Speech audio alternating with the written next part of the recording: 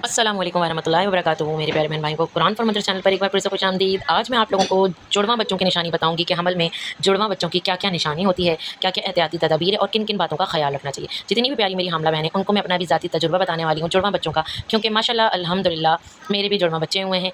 जो भी प्यारी हमला बहनें मेरी वीडियो देख रही हैं तो मुझे कमेंट्स में ज़रूर पूछिएगा कि मेरे जुड़वा बच्चे क्या हुए हैं, बेटे हुए हैं या बेटियाँ हुई हैं या बेटा बेटी हुआ है, तो मैं उनको ज़रूर बताऊँगी इंशाल्लाह। आइए चलते हैं वीडियो की तरफ। आज मैं आप लोगों को बहुत इंपॉर्टेंट मरहला बताऊंगी कि पहली चीज़ क्या आप लोगों ने नोट करनी है।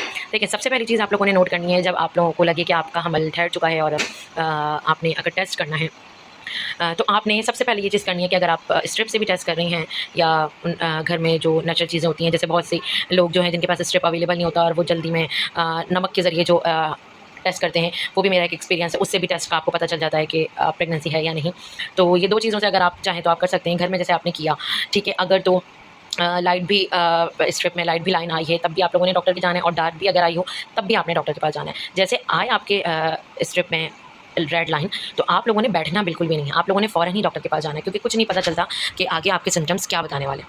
आप जाएँ और प्रॉपर ब्लड टेस्ट फिर करवाएँ, क्योंकि ब्लड टेस्ट में 2 ऐसी चीज़ें आएँगी जो कि 2 अलग-अलग मरहले के लिए होंगी।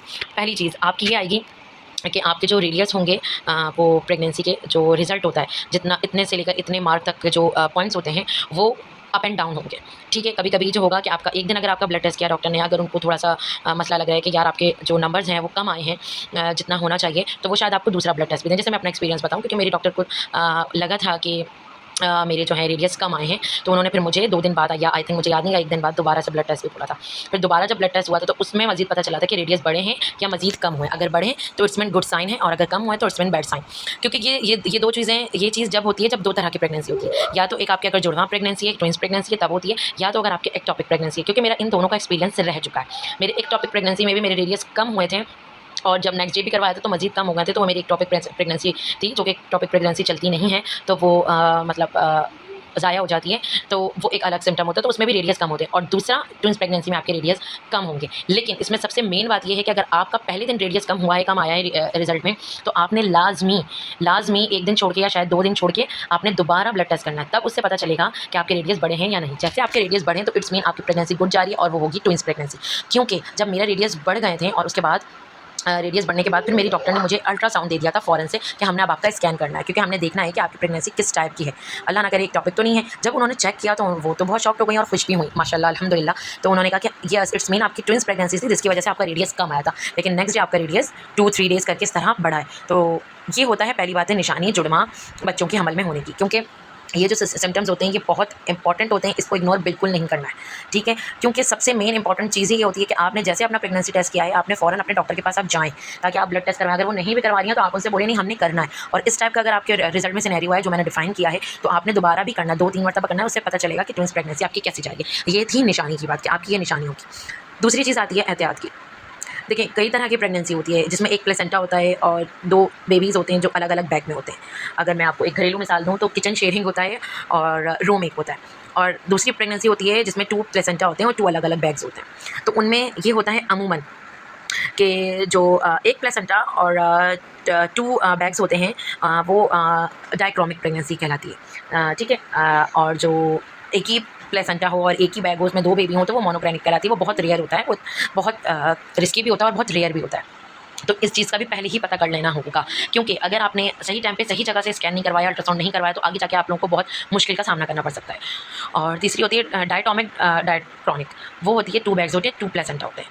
तो वो वाली जो प्रेगनेंसी होती है, ये मोनोक्रॉनिक तो बहुत रेयर होती है, लेकिन ये जो 2 टाइप की होती है, मोनोक्रॉनिक एंड डायटोमिक, और डायटोमिक एंड डायक्रॉमिक, उसमें ये होता है कि 1 प्लेसेंटा और अगर 2 बैग्स हों अलग-अलग, तो उसमें ये चांसेस होते हैं कि बच्चा जो है, एक को न्यूट्रिशन ज़्यादा मिले और एक को कम मिले।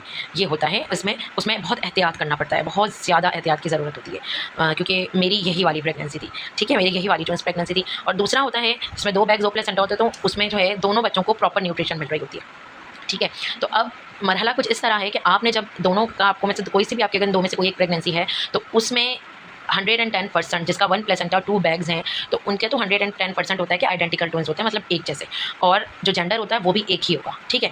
हाँ, अगर जिनके 2 बैग्स और 2 प्लेसेंटा, वो सॉरी 2, हाँ 2 बैग्स और 2 प्लेसेंटा हैं, तो उनका भी इम्पोर्टेंट होगा कि उनके 2 एक ही जेंडर भी हो सकता है, लेकिन 2 अलग-अलग भी हो सकते हैं। उनके चांसेस होते हैं कि 2 अलग जेंडर भी हो सकते हैं। तो ये थी पूरी एक सिनेरियो जुड़वा बच्चों की, क्योंकि मेरा अपना एक्सपीरियंस है, आप लोगों को पता है मैं अपना एक्सपीरियंस शेयर करती हूँ। तो जितना हो सके इस वीडियो को शेयर करें, ताकि आप सबके साथ बाकी सबको भी फ़ायदा हो, और आप लोगों को जितना हो सके मुझे कमेंट्स करके ज़रूर पूछिएगा कि हम मेरे कौन से बच्चे हुए हैं।